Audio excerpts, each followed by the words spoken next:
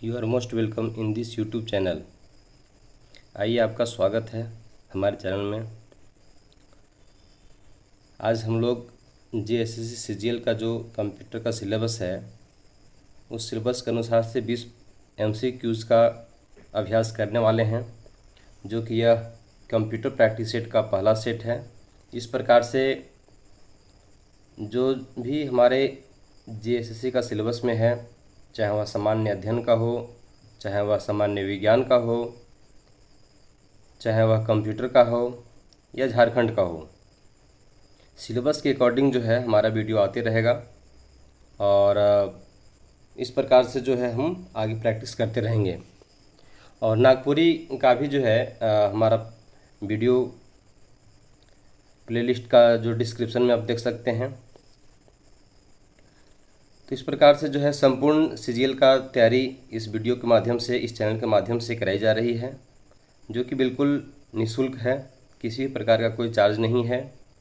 और हाँ, ध्यान में ये रखना है कि जो भी मैं अभी प्रैक्टिस में करा रहा हूँ, यह किसी न किसी बुक का प्रैक्टिस सेट से मैं करा रहा हूँ, ठीक है। तो मेरे ख्याल से वे विद्यार्थी जो दूर दराज के रहने वाले हैं, जिनके पास पुस्तक का अभाव होता है, उनके लिए यह बहुत ही फ्रूटफुल है, बहुत ही फ़ायदेमंद है और एक प्रकार की कहिए यह रामबाण के काम करेगा। चलिए, तो फिर हम आते हैं, समय को व्यर्थ न करते हुए, क्योंकि समय बहुत हम लोग के लिए कीमती है, मूल्यवान है। तो हमारा जो कंप्यूटर का पहला प्रश्न है, ये क्या प्रश्न है सो देखते हैं, ठीक है। पहला जो क्वेश्चन है ये कहता है कि नॉन न्यूमेरिक डाटा का उदाहरण कौन सा है। नॉन न्यूमेरिक अर्थात क्या हुआ कि जिसमें कोई नंबर नहीं हो। तो कर्मचारी का पता पहला ऑप्शन है, दूसरा में परीक्षा के अंक, बैंक के शेष, इनमें से कोई नहीं। तो देखिए, कर्मचारी के पता, अगर पता लिखते हैं तो उसमें पिन कोड लिखेंगे। परीक्षा के अंक, अंक तो संख्या में होता ही है। बैंक का शेष मतलब बैंक में कितना शेष रकम बचा हुआ है, ये भी तो संख्या में होता ही है। तो उस हिसाब से इसका राइट आंसर क्या हो जाएगा, इनमें से कोई नहीं, ठीक है। इसका राइट आंसर क्या हो जाएगा, इनमें से कोई नहीं। चलिए अब नेक्स्ट प्रश्न की ओर देखते हैं। निम्नलिखित में से कौन सा हार्डवेयर नहीं है। हार्डवेयर नहीं है मतलब वैसे चीज़ जिसको हम लोग छू सकते हैं, ठीक है, तो हार्डवेयर कहलाता है। लेकिन यहाँ बोल रहे हैं जो हार्डवेयर नहीं है, तो प्रोसेसर चिप, प्रिंटर, माउस और जावा। तो चिप को हम लोग छू सकते हैं, देख सकते हैं, प्रिंटर भी छू सकते हैं, देख सकते हैं, माउस आपको पता है ही। जावा क्या है, एक प्रकार का प्रोग्राम है। तो क्या हो जाएगा, हार्डवेयर नहीं है मतलब ये क्या चीज़ है, सॉफ्टवेयर है। चलिए, तो इसका सही जवाब क्या हो जाएगा, जावा। नेक्स्ट प्रश्न की ओर पढ़ते हैं। इनपुट का आउटपुट में रूपांतरण क्या कहलाता है। तो इनपुट का आउटपुट में रूपांतरण जो है, खाली स्थान के द्वारा किया जाता है। तो किसके द्वारा किया जाता है, तो सीपीयू के द्वारा, मेमोरी के द्वारा या फिर स्टोरेज के द्वारा। तो इनपुट का आउटपुट में, तो जो इनपुट होता है उसको आउटपुट में रूपांतरण करने के लिए इस सभी का प्रयोग होता है, ठीक है।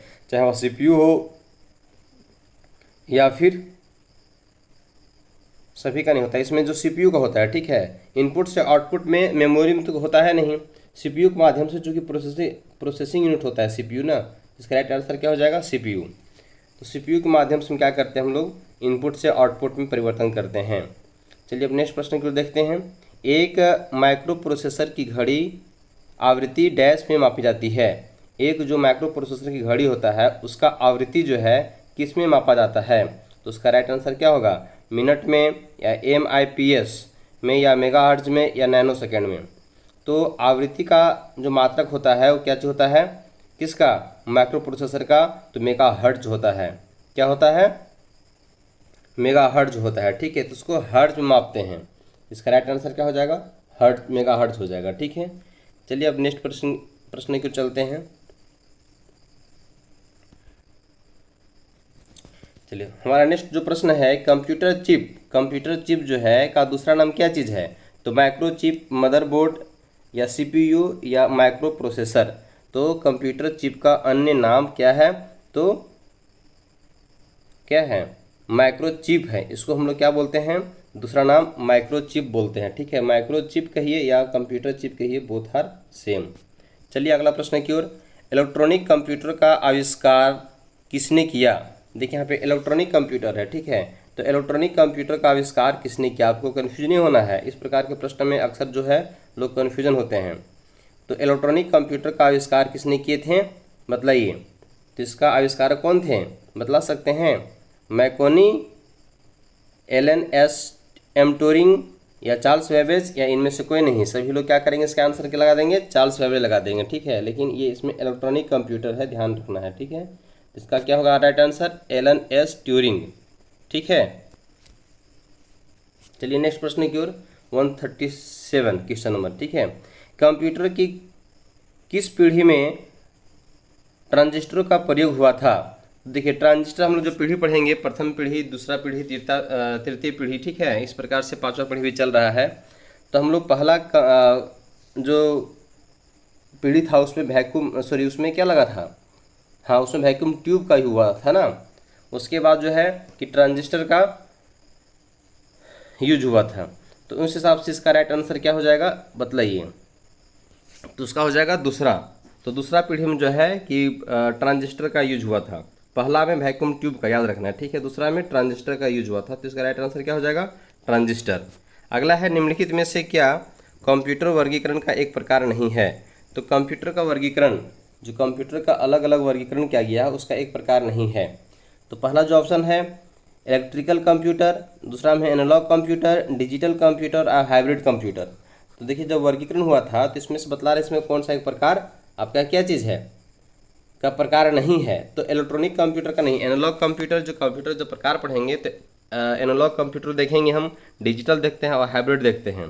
तो ये जो पहला इसका राइट आंसर होगा, चूँकि ये इलेक्ट्रॉनिक कंप्यूटर क्या है, तो कंप्यूटर का वर्गीकरण का ये प्रकार नहीं है, ठीक है। चलिए हम नेक्स्ट प्रश्न की ओर चलते हैं।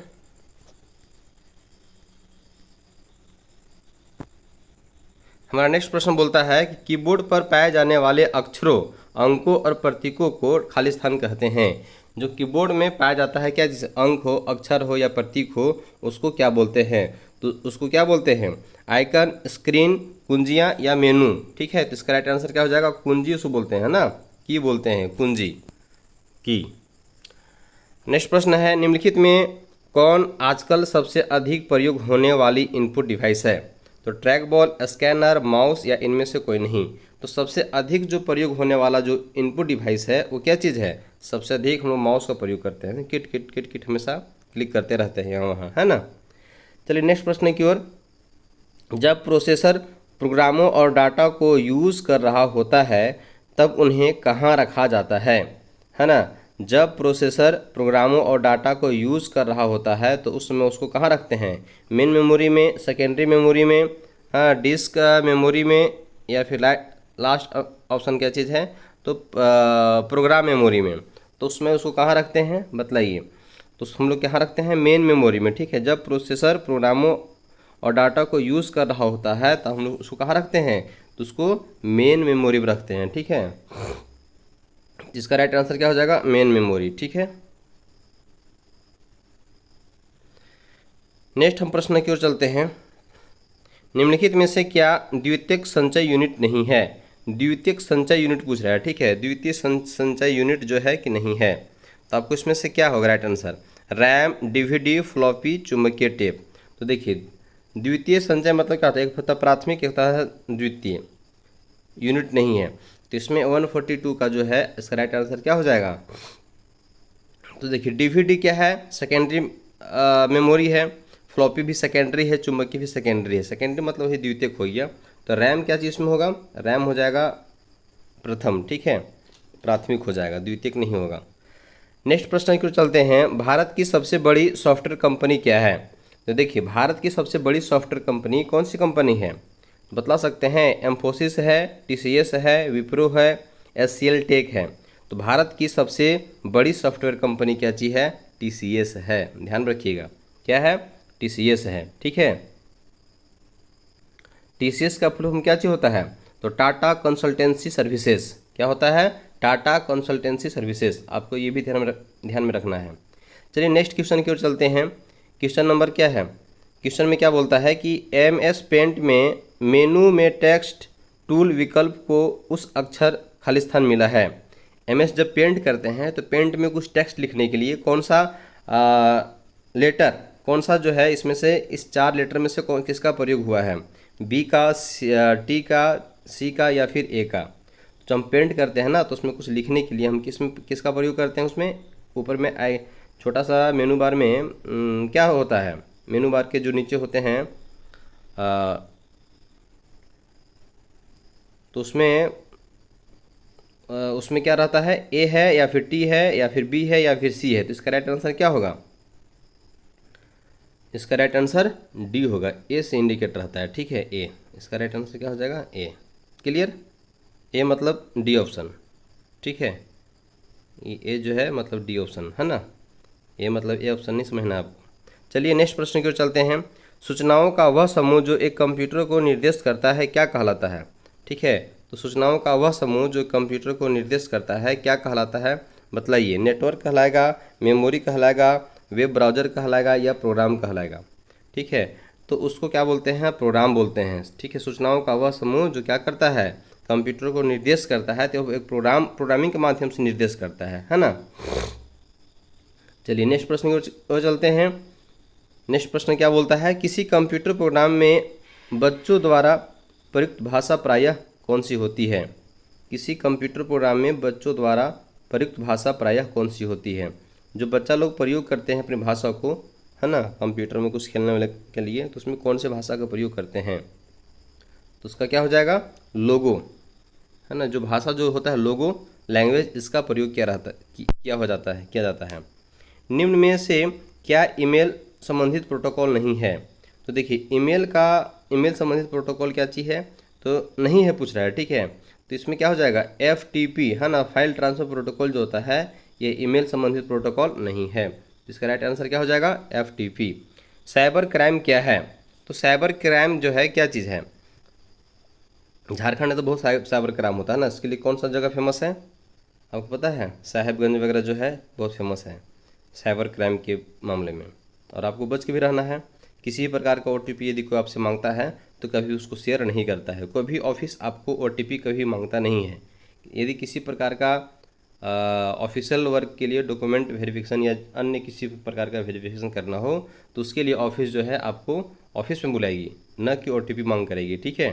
तो आपको इस चीज़ से सचेत रहना है, किसी को भी OTP नहीं देना है। तो चलिए बतलाइए इसका। तो हैकिंग, स्टॉकिंग, सर्विस आघात की मनाही या उपयुक्त सभी। तो क्या चीज़ है, हैकिंग है या स्टॉकिंग है या सर्विस आघात की मनाही है या उपयुक्त सभी है।